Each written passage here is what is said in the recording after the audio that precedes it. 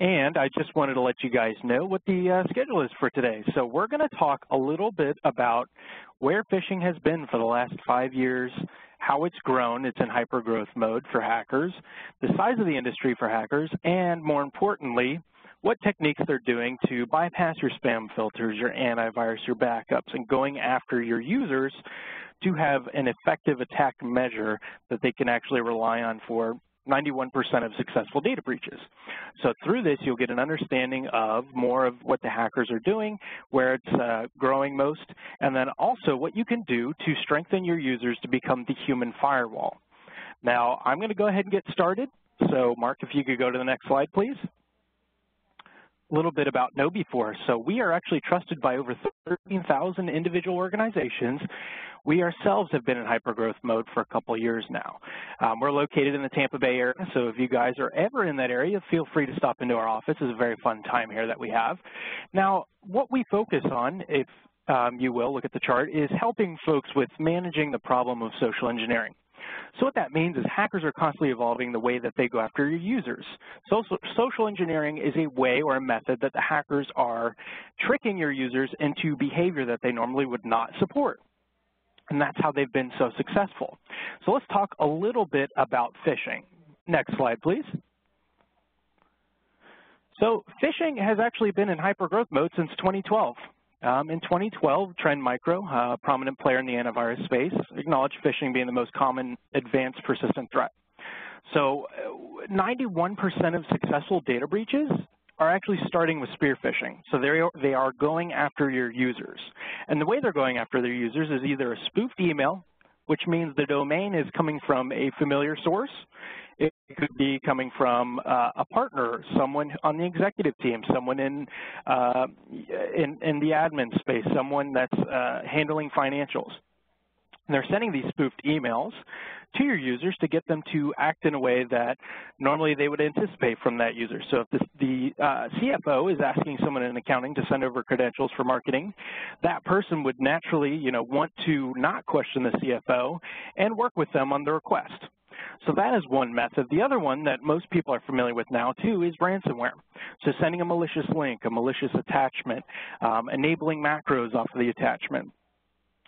More often, too, is in 2013, we can talk about how the FBI started to research what they call business email compromise. The rest of the world calls it CEO fraud. Again, that's that spoofed email. They're saying it's a serious threat on a global scale, which is true. Now, what we've found is a lot of times it is coming from the executive team to the executive team, or it's coming for folks that are anticipating inbound emails. It could be your help desk, it could be your call center, it could be your sales folks.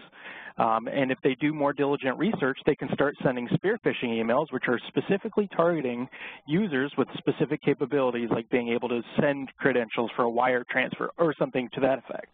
Some folks are even getting hit with which is called W-2 fraud. And what W-2 fraud is when they ask for everyone's W-2s for a resend or something to that effect, and they go ahead and cash it in on the dark web. Now, what we've also found is that the FBI is stating since January 2015, there's been an over 1,300% increase, and that was earlier this year in February. Now, a more recent article from Cybersecurity Ventures states that global ransomware damage is actually above $5 billion, and that was up from $325 million in 2015.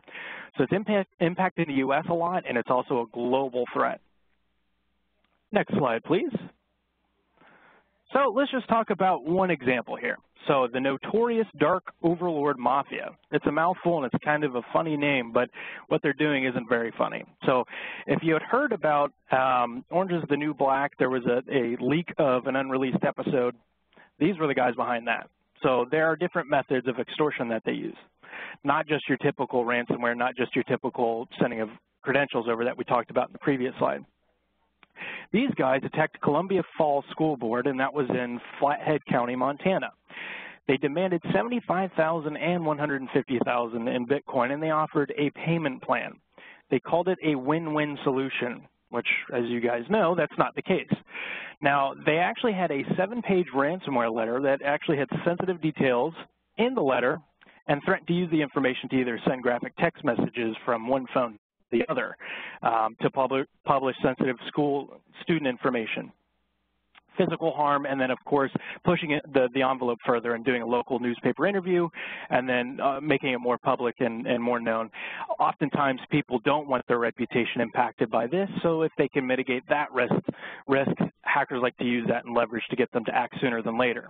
Now, there were school-wide closures. There was also an impact of 15,700 students. So while these guys are notorious for normally going after you would say like the entertainment industry, everyone is a target now, and hackers understand that it's a lucrative business. So at this point, if you were to say, hey, you know, who's getting targeted the most? Hackers do not discriminate. They are going after everybody because everybody has the capability of being under pressure and paying a ransom, or in this case, yeah, the hacker's just showing us a sign of strength and installing fear into the users. Next slide, please. So let's talk a little bit more about the phishing attacks and the social engineering that hackers are doing that's so successful. So Fortune did a study earlier this year and wanted to do the top 10 phishes. So what tactics are hackers using that's so effective against these users?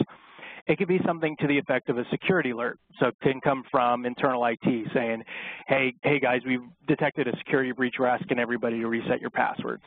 There could be a malicious link, or it could be taking them to a landing page that is mirroring what their landing page normally looks like.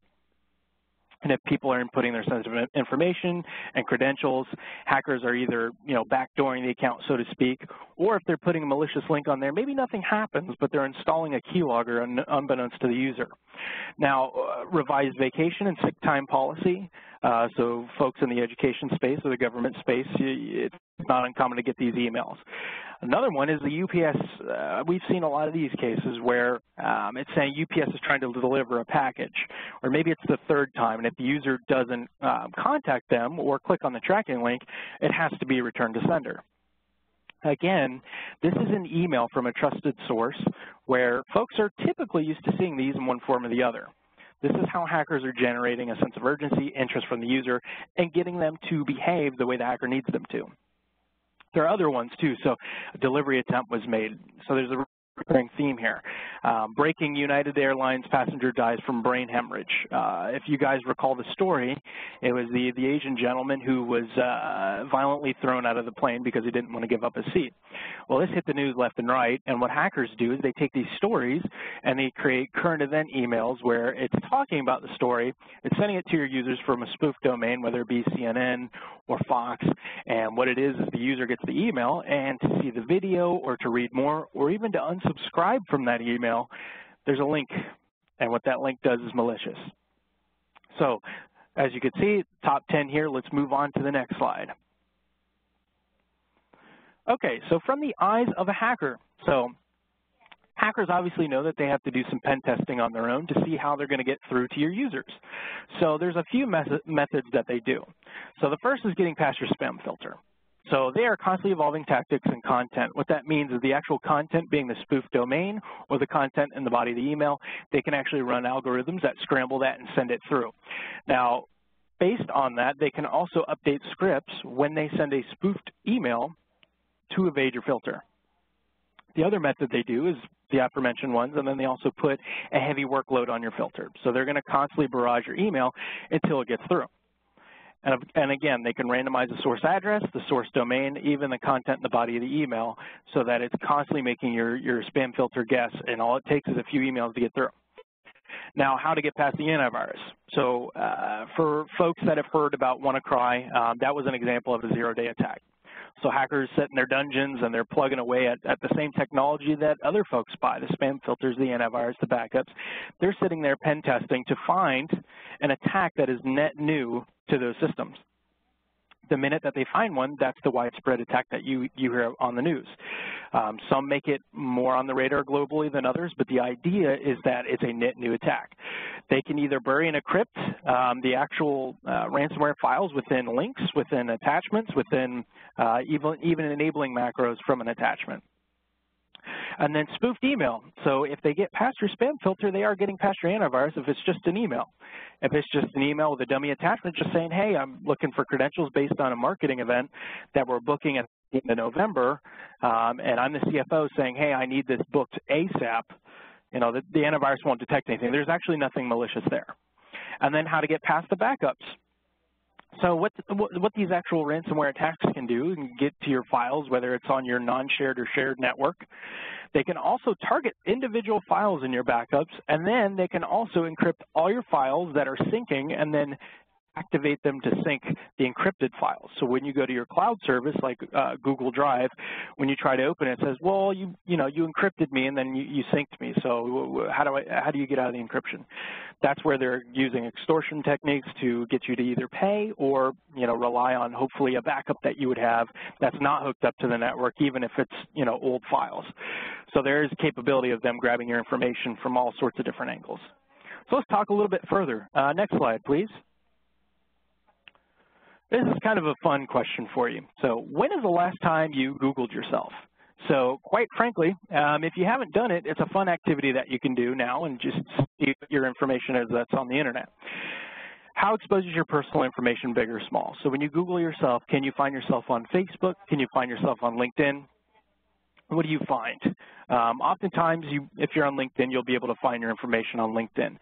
The importance of this is that hackers love using Google. They love using LinkedIn. They use Facebook, all sorts of different methods to find personal information about you, or it could be your users. Because in reality, if you take the time to Google yourself, what about your users? How do you know that your users are being a little more careful with their information? And the importance of this is that with this, your actual users will actually be your last line of defense. So if I'm a hacker and I'm sitting there doing research, which really doesn't take long, and I can find, okay, this person really likes the Beatles, and oh, they used Amazon. Oh, they actually bought a Beatles CD off Amazon. So I'm going to hack them at home, get this information. Now I'm going to them at work. I'm going to get an email that's a spoofed email that's saying, hey, I'm the reseller from Amazon, and I just want to let you know that we're actually out of stock. You need to order a different product. Log in to view that. If your user does that and inputs sensitive information, the hacker's going to go for that same exact user with a spoofed email from either your intranet or what they can find about your website. So they know that your user is susceptible. Now, what we call the phish attack surface is the actual emails that are out there that a hacker can use to either do a phishing or a spear phishing attack. So what that means is the actual users that are in your network that can be targeted via email. And they could take all those emails, they can start doing the research, they can hit your web page and try to find different login pages that you have. Sometimes they'll send a spoofed email that's asking your user for credentials, maybe with an attachment. And once they have that and they click the login on your page, they'll go in that way. Again, there's multiple methods for every scenario. Hackers are constantly evolving. So let's talk about the next slide. Talking about emails, exposure, and phish attack surface. So iSecure, again, they are a strategic partner of KnowBe4. They can actually run an exposed emails report. So what this does is it scrubs the internet left, right, and center. And it'll actually find emails that are out there.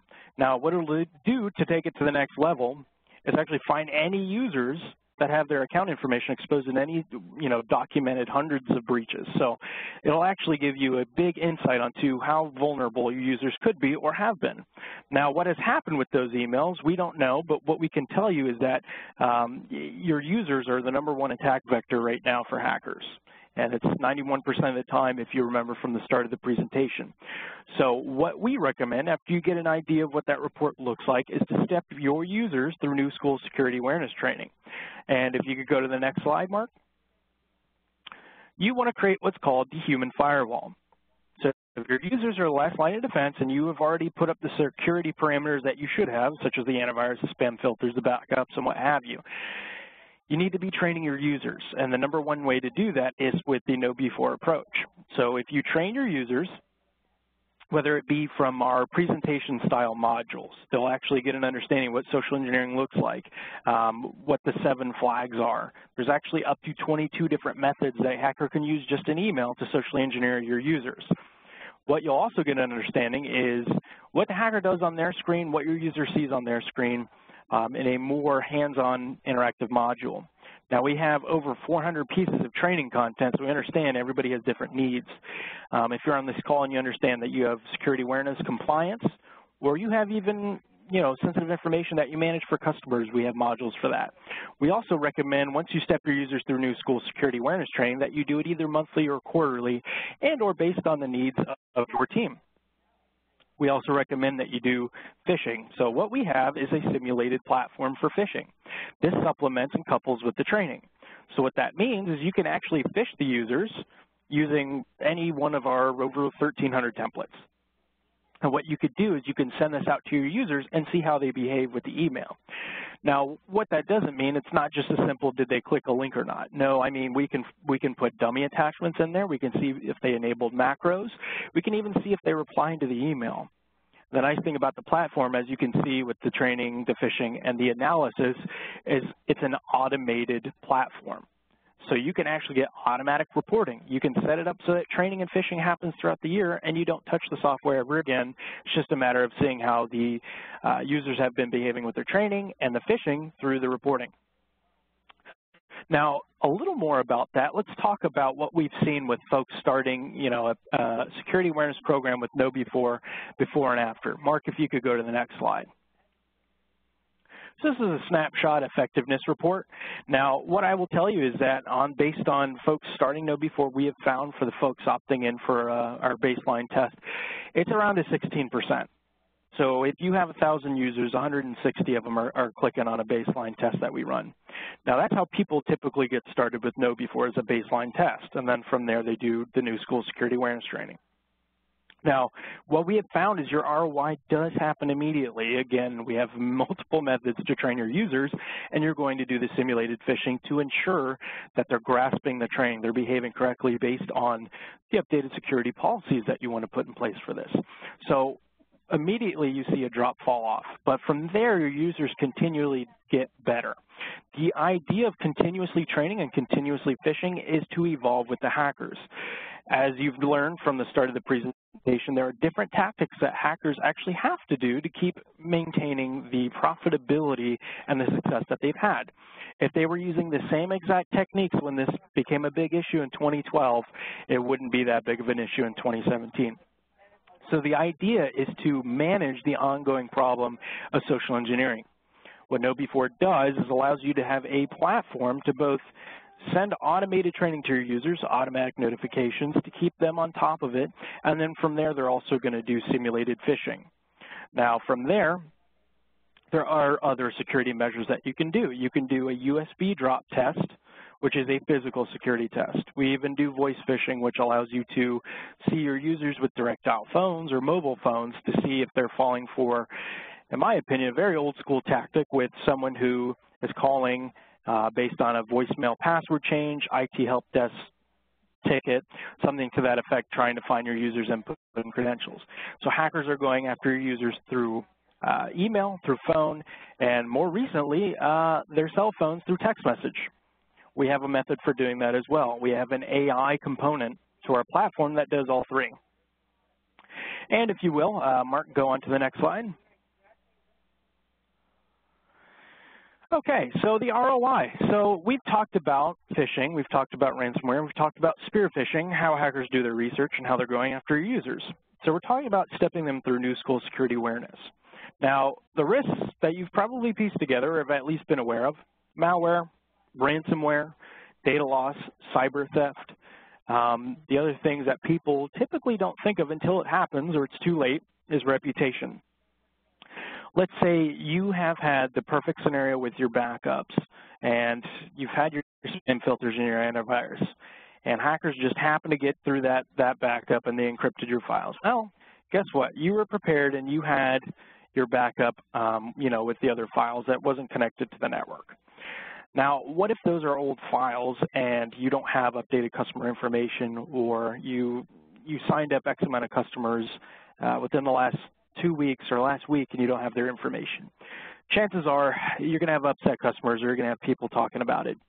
Typically, people do not want to be in the newspaper for something to this effect, kind of like what we were just talking about with the Dark Overlord Mafia. Unfortunately, that got out. Now, what the other things that this helps with too is preventative measures with the operating expenses. So reduce help desk calls cleaning and re-imaging of machines. Let's say those backups are doing you a favor. Fantastic. Reduce downtime, increase productivity. We've had a number of people buy No before from the simple fact that they did recover well, but they did have to send people home, and it was a big fiasco. They wound up having a lot of downtime. That turns into lost sales, that turns into lost productivity, or, you know, again, back to the reputation piece, people are trying to call in and they can't, or they had meetings and you had to cancel them. That stuff all adds up. We have done a Forrester total economic impact, which is an ROI study. They engaged with us to do, you know, an ROI study with No before. After 1 month, folks had a 127% ROI. The program is very effective. The actual console is very easy to use for any admins that happen to be on this call. It's fantastic. You should take a look at it. And we have the best results that are out there. Now, next slide, if you will, Mark. Here's just a screenshot of what you can expect to see with the phishing capabilities. This is quite frankly just a list of the categories. Actually, it's about half. What you can do with No before is send categorized templates to your users. Now, what I mean by that is you can actually take from multiple categories that you see here, send to either specific user groups, you can send it to all users, you can send it at specific times, you can even randomly send these out at random times to random users. No before, now, I want to say they coined the phrase the prairie dog effect. What that means essentially is, let's say you did send an email to everybody, so a typical traditional phishing attack, and you did it as a simulation, and everybody pops their head up saying, hey, I knew we went with No before, guys, we got an email, don't click on it. That's the prairie dog effect. Everybody's popping their head up.